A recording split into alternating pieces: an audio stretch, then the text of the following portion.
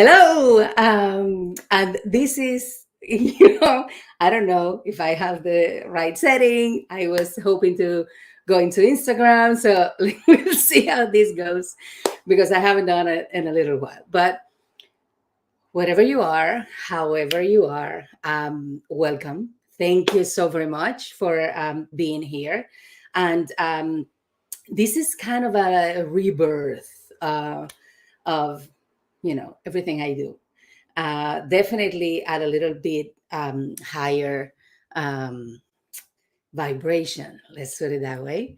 And so I wanted to come to you because this week we have been talking about stress and what are the things behind it, what are the things that are related to it, how actually they show up, stress show up in your life.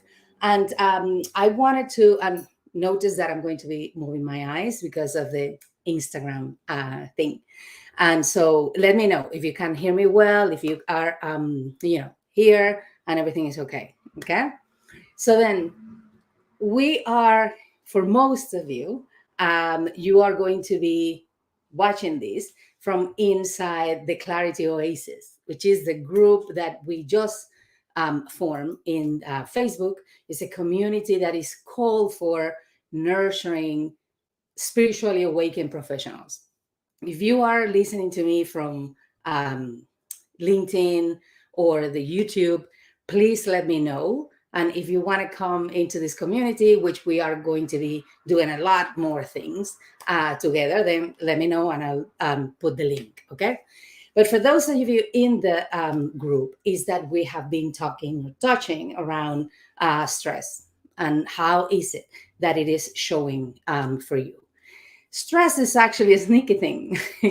Evolutionary speaking, is something that was needed, that we survived because stress chemistry allows our body to mobilize every resources to our available to us and put it in function or focused into an answer to an emergency, right? And because of that, we were capable of surviving as a species.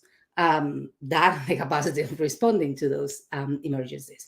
So we can't get rid of it. That reaction, that chemistry, physiological events that occur in our body that are reflected by the things that we feel in that moment, the things that we think in that moment, and the things that our body do and the things that we're capable of doing. I'm pretty sure that you've heard stories of the many, many wonders we can do physically when we have an adrenaline rush running through our body. The thing is, that was always meant to be temporary. So we respond, we take the action that we need to, and then we need to flush that physiological response, the chemistry, the things going through our mind, our body, and our energy. And the reason for that is because when we don't, then everything gets mobilized into emergency response. And that shuts down all the natural abilities that we have to repair, to heal naturally, right? Everything physically, emotionally, and energetically speaking. Because of that, we have actually society and the way we have been over glorifying our capacity to respond to something, react to something, how multitasking, how fast, how efficient, how productive, how all of those things.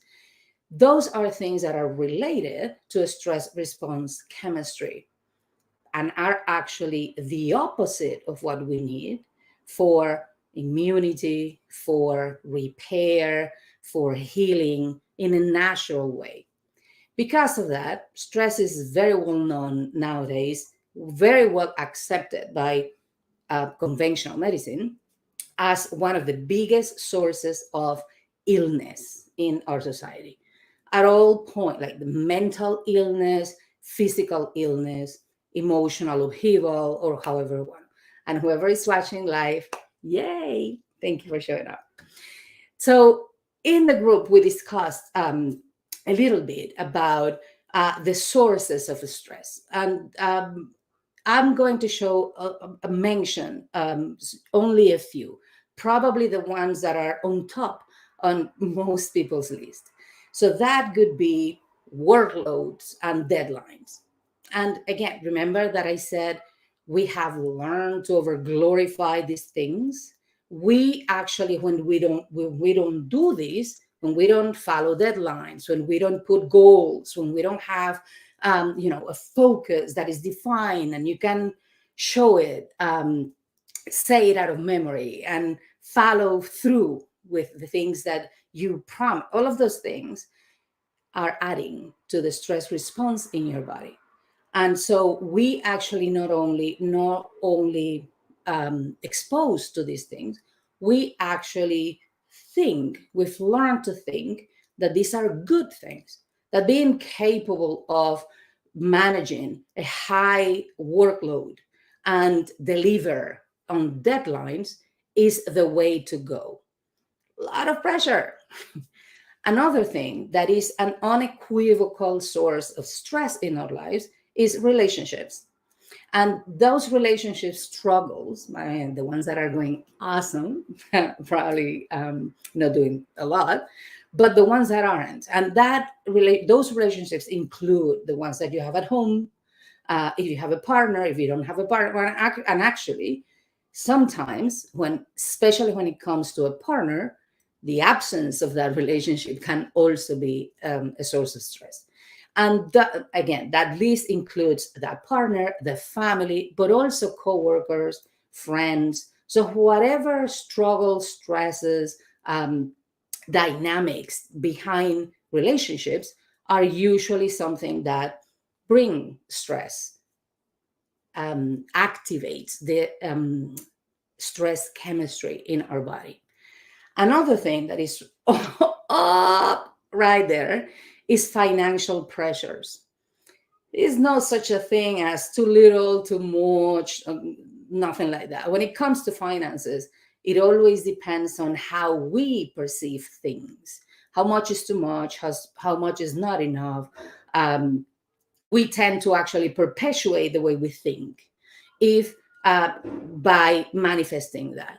So if we think that we don't have enough, then we are going to manifest situations that will prove that back to us. And so it's a self-perpetuating cycle. And that's actually true for everything. So financial struggles are pretty much at the top of the list of many, many people. The other thing is social and environmental stressors. That could be, well, the way you're living, who are you living with, if you are doing or not what you need to. It's what are the expectations of other people, and so circumstances, including people and physical circumstances, also can be sources of stress. And there is something that a lot of people, and we will be talking about it, but that people don't realize. Most of the time, we don't realize that we do.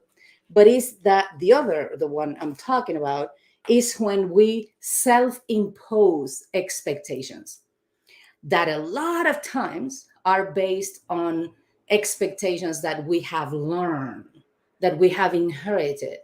Very few times they are based on a real relationship with ourselves and a deep knowledge of what is it that I want, who do I want to become, how do I want to feel. And when don't have that kind of connection with ourselves, then we tend to put on ourselves expectations that go beyond what you are ready for in every given moment, because we're ignoring all of the signs that our body, our mind are giving us, and emotions. Because the sources of stress are so varied, that is one of the causes behind the fact that conventional medicine, science, haven't been able to manage this very well. We discuss, and I'm going to touch on that a little bit later on. But the things that we also discussed this week were about, well, how the stress shows for you. How are the symptoms? And I smile because I have actually encountered people that have told me, oh, I need my stress. I need it. Some other people have told me, no, no, I don't have stress. When I tell them, well, maybe you need some tweaking, they say, no, no, but I'm not stressed. And then they have gazillion amount of symptoms that they do, but we don't recognize it. Our threshold of assessment, our threshold of self assessment, self awareness, when it comes to the levels of that chemistry in our body, is actually hindered by the fact that we are under stress. What that means is our capacity to assess if we're stressed is actually diminished, decreased by the stress itself. And so we even become addictive to it, which would be what is behind the comment of, yeah, I need my stress, right? Because a lot of times we think that if we are not super aware, if we are not paying attention to 150%, then we might miss something. We're not focused enough, right? And because of that, because we have those beliefs running in our subconscious, we don't realize what is that is happening with us, right? So the thing, like I was saying, blah, blah, blah, the symptoms, what is it that is happening that are in unequivocal symptoms that stress chemistry is running array in your body is, well, among you, 27% of you said that you suffer from anxiety or overthinking. Is this over worrying, right? Is that not always worrying or thinking about what did I did, how did I do it, was it okay, should I have done more, was it good enough, and what about what is coming, am I prepared for it, do I know enough about it, do I have enough research, am I ready, do I know enough, all of those things. You guys voted as one of the top symptoms ready in present in your life. The other one is physical symptoms, and we call that aches and pains. Whatever is physically happening with your body, not only because my personal experience as in my life or with my clients is also very widely accepted now by conventional medicine, that stress is the number one cause of chronic illnesses in your body.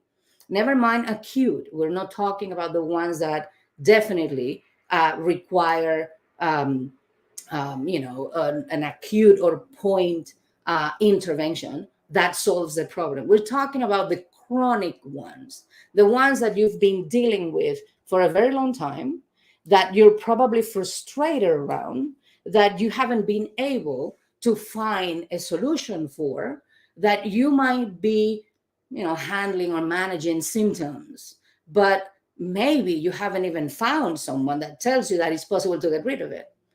All of those chronic conditions, I'll respect my scientific background here and say, okay, most of them, a high percentage of them, a super high percentage of them, are actually related to the stress chemistry because of what I told you at the beginning. There are natural repair and healing pathways in your body that are shut down by the chemistry of stress. And so that was always also present in like 22% of you in the group.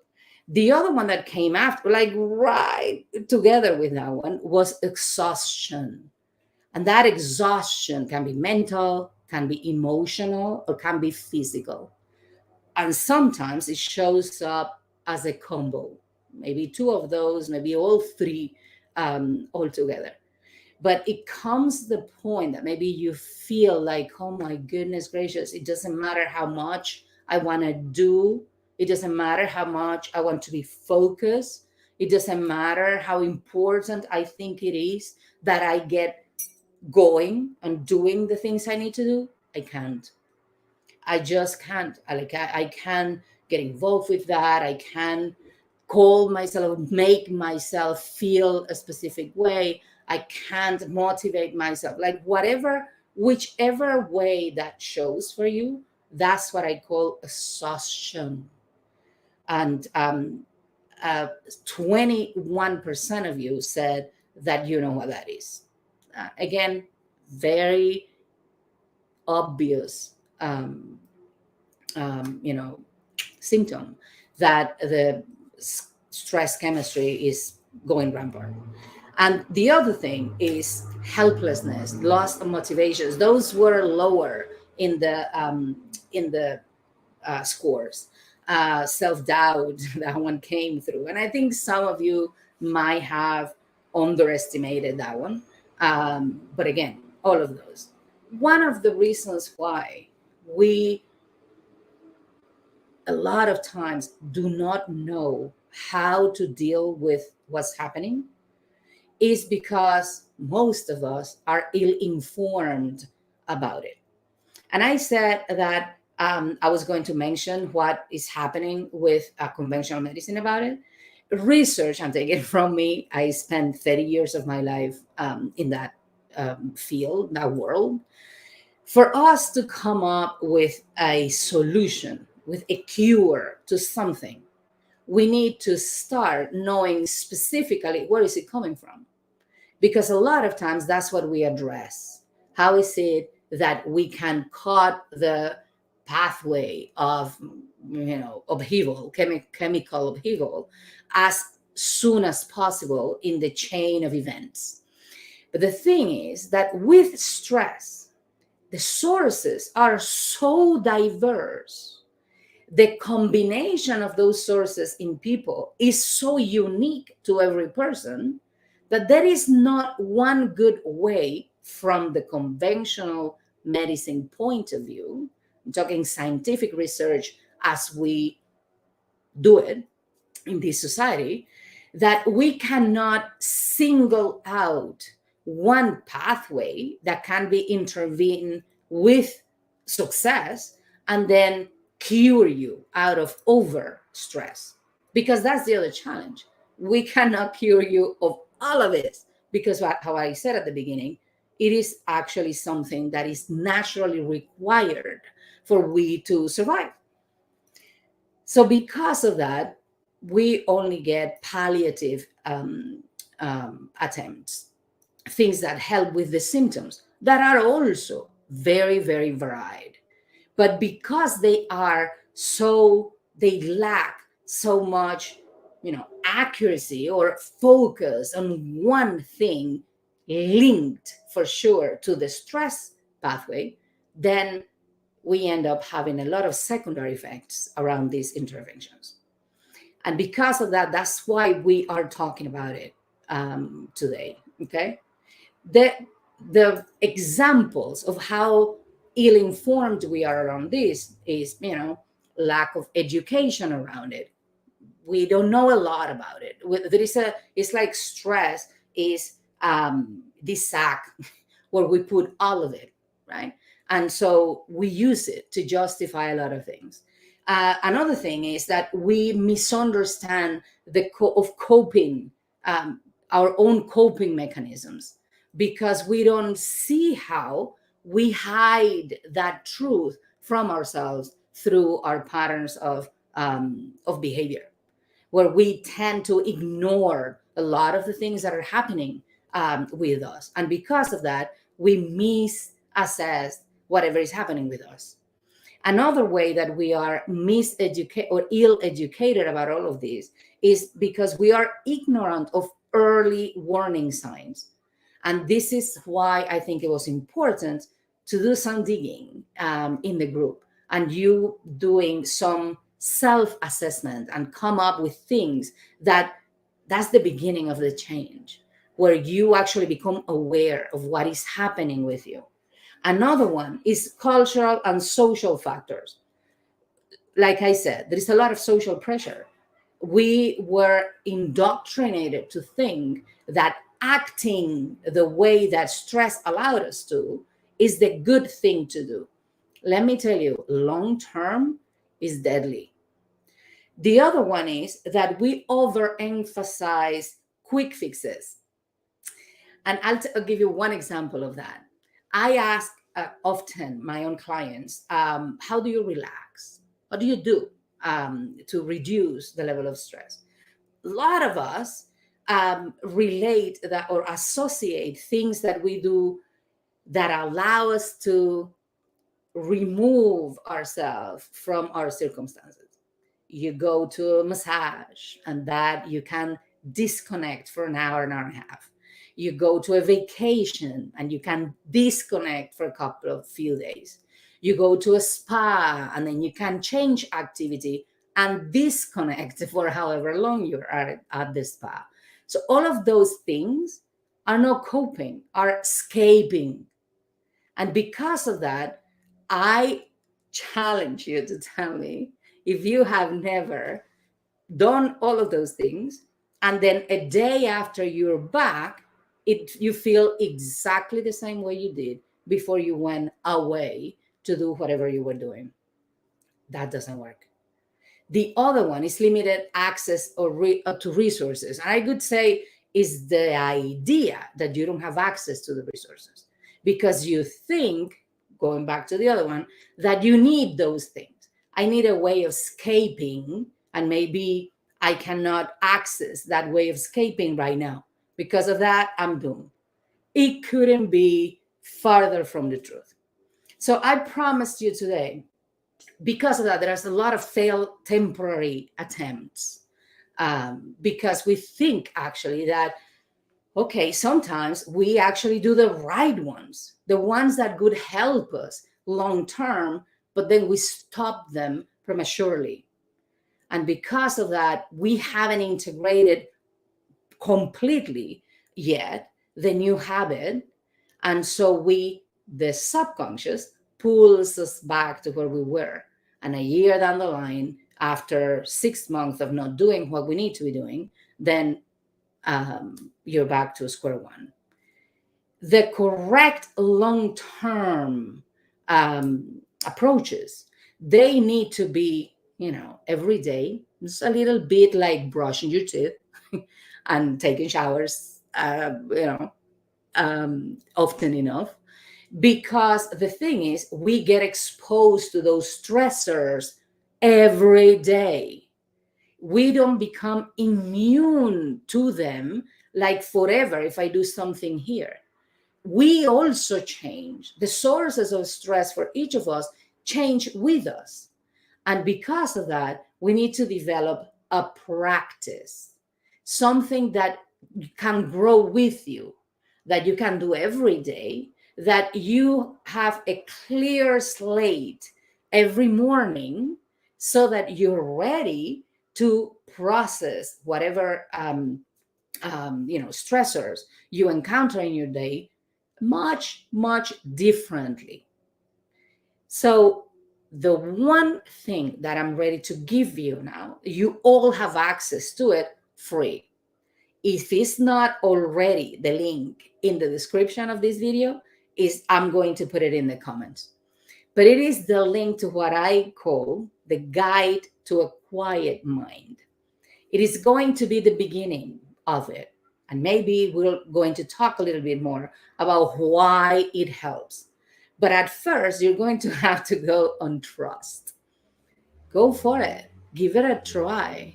I assure you that you are going to see change in 7 days. But I can also assure you that if after 7 days you drop it, you are going to go back to square one. So go into it with the curiosity of discovering everything that it can do for you. How can I simplify it? Which is what comes my next invitation. Go, the first one, go and get the guide if you haven't. The second one, use it. And the third one is, if you're still thinking right now that you're a special case, that there are circumstances for you that make your case more complicated, you're probably right. And there are ways in which we can fine tune that practice for you. So if that is the case, if you're ready to actually do something about it, then send me a message. I am also going to put the link so that we have a 15-minute chat where I can personalize that practice for you so that you start discovering how does it feel to be normally stressed instead of overly stressed. And then you can bring vitality, peace in your mind without having to escape the life that you have now. So what do you say? Did I tell you already? I love you to pieces. Go and use the resources and let me know if they are working or not, because there are ways in which we can tailor it between you and I. Okay? So love you, keep in touch, and see you in our next video. Mwah.